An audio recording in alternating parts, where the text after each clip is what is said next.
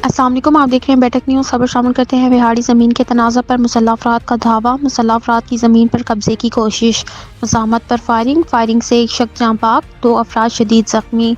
मज़ीद जानते हैं हमारे नुमाइंदे मोहम्मद शमून नज़ीर से। जी शमून। जी बिल्कुल, बिहाड़ी के इलाका थाना लुडन की हदूद में समूर बरादरी के दरमियान अरसा दराज से ज़मीन का तनाज़ा चल रहा था। ज़मीन पर कब्जा करने के लिए मुलजमान गुलाम रसूल समूर, सईद अहमद, हनीफ, अल्लाह यार वगैरह मुसल्लह होकर आ गए और दावा बोलते हुए अंधाधुंध फायरिंग शुरू कर दी। मुलजमान की फायरिंग से आसफ नामी शख्स मौके पर जांबाक हो गया, जबकि ताहिर समेत 2 अफराद फायर लगने से शदीद जख्मी हो गए, जबकि मुलजमान उसके बावजूद हवाई फायरिंग करते रहे, जिससे इलाके में खौफ हरास फैल गया। इतला मिलते ही रेस्क्यू 1112 और पुलिस की भारी नफरी मौके पर पहुंच गई, जहां पर मकतूल और जख्मियों को अस्पताल मुंतकिल कर दिया गया, जबकि 2 मुलजमान को गिरफ्तार भी कर लिया गया है।